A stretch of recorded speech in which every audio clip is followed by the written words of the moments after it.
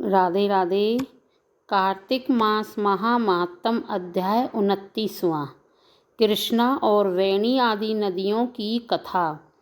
पृथु बोले, हे महर्षि नारद, कृष्णा और वेणी नदी के तट से शिव और विष्णु के गणों ने एक वैश्य के शरीर से कलहा राक्षसी निकाली थी, सो यह आप हमसे पहले कह चुके हैं।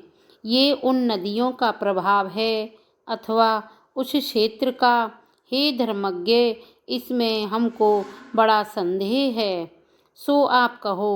नारद जी बोले, हे राजन, कृष्णा साक्षात कृष्ण का शरीर है और वेणी शिवजी का स्वरूप है, अतः उनके प्रभाव को चतुर्भुज ब्रह्मा भी नहीं कह सकता है।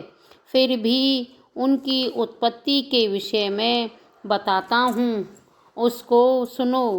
पहले चाक्षुष मनवंतर में ब्रह्मा जी ने रमणीक सह्याद्रि पर्वत के शिखर पर यज्ञ करना चाहा।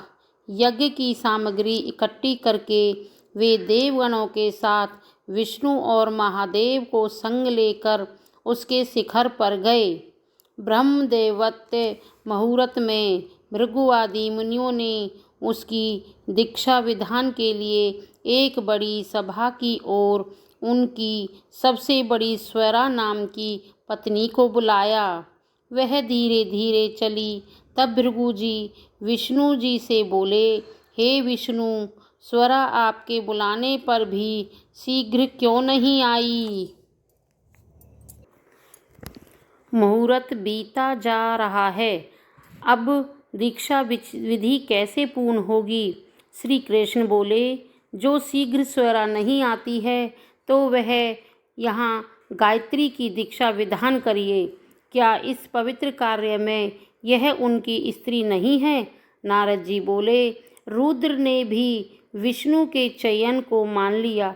भृगु के इस वचन को सुनकर गायत्री को ब्रह्मा के दक्षिण भाग में बिठाकर दीक्षा विधि का प्रारंभ किया।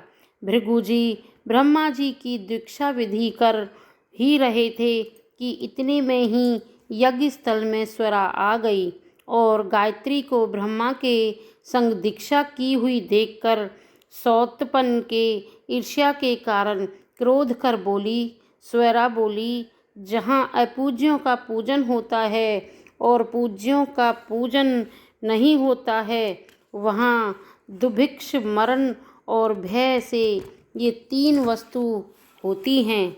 जो यह दक्षिण भाग में मेरे आसन पर बैठी है, इससे यह गुप्त रूप वाली नदी होएगी और सदा अदर्श रहेगी, और मेरे आसन पर मुझसे छोटी को बैठा दी है, इसीलिए तुम भी सब जड़ बनकर नदी होगे। तब गायत्री ने भी उसके शाप को सुनकर क्रोध के मारे कांपते हुए होठों से देवताओं के रुकने पर भी स्वरा को शाप दे दिया। गायत्री बोली, ब्रह्मा जी, तेरी भांति मेरे भी पति हैं, तेने मुझको वृथा शाप दिया है, इससे तू भी नदी हो जा।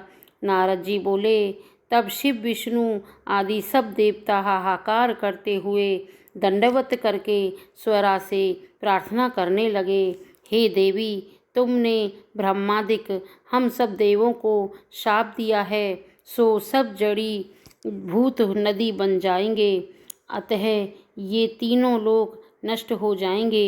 ये शाप तुमने बिना बेचारे दे दिया है, इसको वापस ले लो। स्वरा बोली, हे देवताओं, तुम लोगों ने यज्ञ के प्रारंभ में गणेश जी का पूजन नहीं किया था, इस कारण मेरे क्रोध से यह विघ्न निसंदेह पैदा हुआ है। मेरा यह वचन निश्चय है, झूठा नहीं है। इससे अपने अपने अंशों से जड़ी भूत होकर तुम सब नदी होगे और हम दोनों सौत भी अपने अपने अंशों से नदियां होकर पश्चिम की तरफ बहेंगी। नारद जी बोले, इस तरह स्वरा के वचन सुनकर ब्रह्मा, विष्णु और शिव ये सब जड़ीभूत होकर अपने अपने अंश से नदी हो गए। वहीं पर विष्णु कृष्णा नदी बने।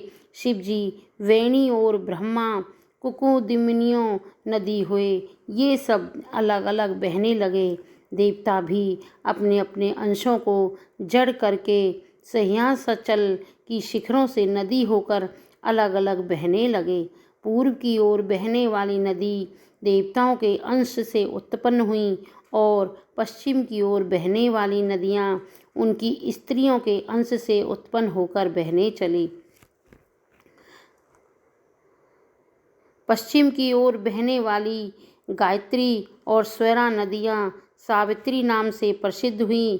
ब्रह्मा जी ने यहाँ यज्ञ के लिए विष्णु और शिव इन दोनों की स्थापना की, अतः वे ही दोनों महाबल और अतिबल नामक प्रसिद्ध देवता हुए।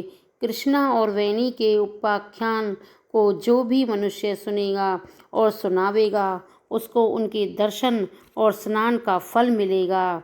कार्तिक मास महात्म्य अध्याय 29वां संपूर्ण। राधे राधे।